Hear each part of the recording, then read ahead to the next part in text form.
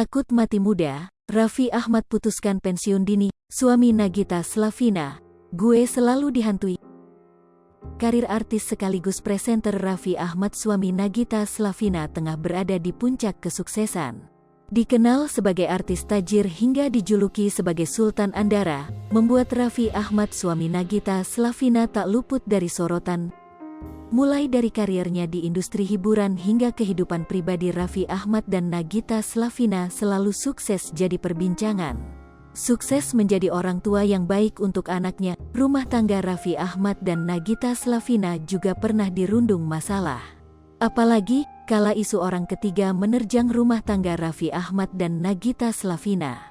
Meski tak pernah terbukti adanya, namun hingga kini nama Ayu Ting Ting kerap dicap jelek karena hubungannya dengan Raffi Ahmad.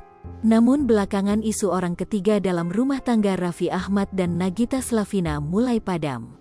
Baik Raffi Ahmad maupun Nagita Slavina kini sibuk mengurus berbagai bisnis yang dilakukannya. Kesuksesan Raffi Ahmad di bidang bisnis hingga olahraga kini jadi pusat perhatian. Di tengah kesuksesannya, Raffi Ahmad mendadak ungkap soal pensiun dini. Raffi Ahmad umumkan pensiun dini dari dunia hiburan yang sudah membesarkan namanya selama belasan tahun. Takut mati muda menjadi salah satu alasan kuat Raffi Ahmad umumkan pensiun dini sebagai artis ternama di Indonesia.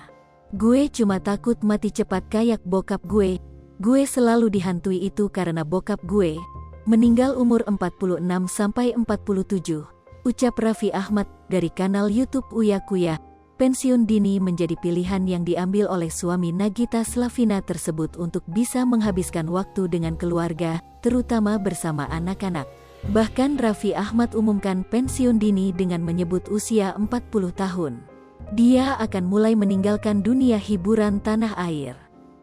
Sripopo TV, jangan lupa komen, like, dan subscribe, serta tonton terus berita-berita terupdate lainnya ya.